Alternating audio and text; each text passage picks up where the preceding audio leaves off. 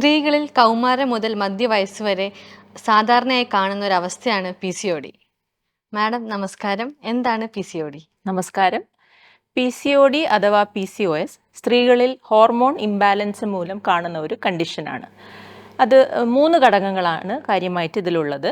ഒന്ന്, അണ്ടോൽപാദനം ശരിക്കും നടക്കാത്തതുകൊണ്ടുള്ള ആർത്തവത്തിലെ വ്യതിയാനങ്ങൾ. അത് ചിലപ്പോൾ 2-3 മാസം കൂടുമ്പോഴേ മെൻസസ് വരുള്ളൂ. ഇനി മെൻസസ് ആവുമ്പോൾ കുറേ ദിവസം നീണ്ടു നിൽക്കുക, അല്ലെങ്കിൽ സാധാരണയിൽ വളരെ കുറവ് രക്തം പോവുക. ഇതാണ് സാധാരണയായിട്ട് അതിൽ കാണുന്ന ആർത്തവത്തിലെ വ്യതിയാനങ്ങൾ.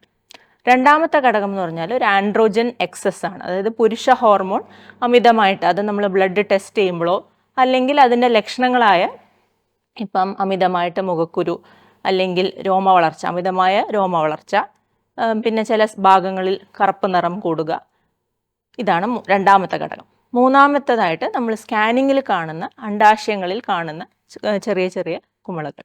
ഇത് 3-ൽ 2 ഉണ്ടെങ്കിലാണ് നമ്മൾ PCOD ഡയഗ്നോസ് ചെയ്യാറുള്ളത്. മാഡം, നമ്മുടെ OPയിൽ വരുന്ന മിക്ക പേഷ്യൻസിനും PCOD സംശയിക്കുന്നവർക്ക് അമിതവണ്ണം കാണാറുണ്ടല്ലോ. അത് തമ്മിൽ എന്തെങ്കിലും ബന്ധമുണ്ടോ? അതെ, മെജോറിറ്റി ആയിട്ട് PCOD പേഷ്യൻസിന് നമ്മൾ അമിതവണ്ണം കാണാറുണ്ട്.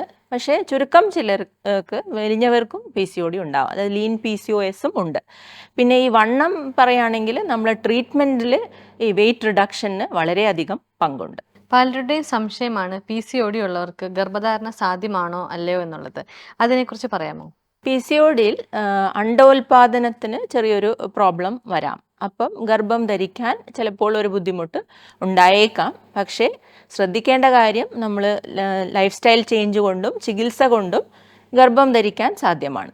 മാഡം, ലൈഫ് സ്റ്റൈൽ ചേഞ്ചസിനെ കുറിച്ച് പറഞ്ഞല്ലോ, അതിനെക്കുറിച്ച് കൂടുതൽ പറയാമോ? ലൈഫ് സ്റ്റൈൽ ചേഞ്ച് എന്ന് ഉദ്ദേശിക്കുന്നത് നമ്മൾ ഡയറ്റിൽ വരുത്തേണ്ട മാറ്റങ്ങളും വ്യായാമം, എക്സസൈസ്, അതാണ് ഉദ്ദേശിക്കുന്നത്.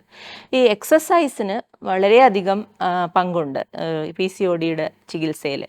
നമ്മളൊരു ആഴ്ചയിൽ 5 ദിവസമെങ്കിലും മിനിമം 30 മിനിറ്റ്സ്, അത് ചെറിയ കുട്ടികളാണെങ്കിൽ ഒരു 45 മിനിറ്റ്സ് വരെ, 30 to 45 മിനിറ്റ്സ് വരെയുള്ള മോഡറേറ്റ് എക്സസൈസ്, അതാണ് ഉദ്ദേശിക്കുന്നത്. ഈ എക്സസൈസ് കൊണ്ട് നമ്മുടെ ശരീരത്തിലെ ഹോർമോൺ ചേഞ്ചസിലെ വ്യതിയാനങ്ങൾ കുറേ പരിധിവരെ, പലപ്പോഴും വേറെ മെഡിക്കേഷൻസ് ഒന്നും ഇല്ലാതെ തന്നെ എക്സസൈസും ഡയറ്റും കൊണ്ട് മാത്രം തന്നെ ഈ അസുഖത്തിൻ്റെ മിക്ക ലക്ഷണങ്ങളും മാറ്റാവുന്നതാണ്.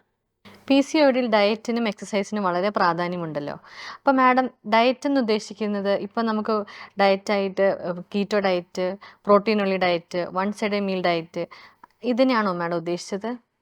PCODയിലെ ഡയറ്റ് എന്ന് ഉദ്ദേശിക്കുന്നത് ഒരിക്കലും ഇങ്ങനത്തെ കീറ്റോ ഡയറ്റൊന്നുമല്ല, ഒരു സന്തുലിതമായ ഡയറ്റാണ് ഉദ്ദേശിക്കുന്നത്. സന്തുലിതം എന്ന് ഉദ്ദേശിക്കുന്നത് കാർബോഹൈഡ്രേറ്റ്സ്, പ്രോട്ടീൻസ്, ഹെൽത്തി ആയിട്ടുള്ള ഫാറ്റ്സ് ഇൻക്ലൂഡ് ചെയ്യണം.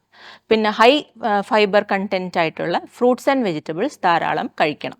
പ്രോസസ്ഡ് ഫുഡ്സ്, അതായത് ബർഗേഴ്സ്, ഹൈ ഷുഗർ കണ്ടൻറ്റ് ഉള്ള ഫുഡ്, ചോക്ലേറ്റ്സ്, കേക്ക്സ്, ഇതൊക്കെ പരമാവധി ഒഴിവാക്കുക. ഇനി കാർബോഹൈഡ്രേറ്റ്സ് എടുക്കുകയാണെങ്കിൽ ലോ ഗ്ലൈസിമിക് ഇൻഡെക്സ് ഉള്ള കാർബോഹൈഡ്രേറ്റ്സ്, അതായത് ബ്രൗൺ റൈസ്, ഓട്സ്, ഇങ്ങനത്തെ കാർബോഹൈഡ്രേറ്റ്സ്, അതും കൂടുതൽ ക്വാണ്ടിറ്റി അല്ലാതെ ക്വാണ്ടിറ്റി കുറച്ച് കഴിക്കാം.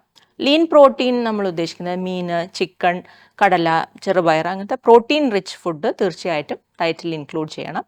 ഹെൽത്തി ഫാറ്റ്സ്, നട്ട്സ്, അവക്കാഡോ, അതായത് അൺസാച്ചുറേറ്റഡ് ഫാറ്റ്സ് അടങ്ങിയ ഫാറ്റ്സും ഡയറ്റിൽ ഇൻക്ലൂഡ് ചെയ്യാവുന്നതാണ്. പിന്നെ സാധാരണ പേഷ്യൻസ് ചോദിക്കുന്ന ഒരു ഡൗട്ട് എന്ന് വെച്ചാൽ, ചിക്കൻ കഴിക്കാമോ, മുട്ട ഒഴിവാക്കണോ, ഇതൊക്കെയാണ്. ചിക്കനൊക്കെ ലീൻ പ്രോട്ടീനാണ്, അതൊക്കെ എന്തായാലും കഴിക്കാവുന്നതാണ്. അധികവും നമ്മൾ ഫ്രൈ ചെയ്ത് കഴിക്കാതെ നോക്കുക. കറി വെച്ച് കഴിക്കുന്നതിന് കുഴപ്പമില്ല. ഒന്നും തന്നെ അമിതമായി കഴിക്കാൻ പാടില്ല, അത്രയേ ഉള്ളൂ. ഈ സംഭാഷണത്തിലൂടെ നമുക്ക് മനസ്സിലാക്കാൻ സാധിക്കുന്നത് PCOD ഒരു രോഗമല്ല, അതൊരവസ്ഥയാണ്. അതിൽ ഭയത്തിൻ്റെ ആവശ്യമില്ല. ഡോക്ടറുടെ നിർദ്ദേശപ്രകാരമുള്ള ലൈഫ് സ്റ്റൈൽ ചേഞ്ചസും മരുന്നുകളും കൃത്യമായി പാലിച്ചാൽ ഇതൊരു പരിധിവരെ നിയന്ത്രിക്കാവുന്നതാണ്. Thank you madam. Thank U.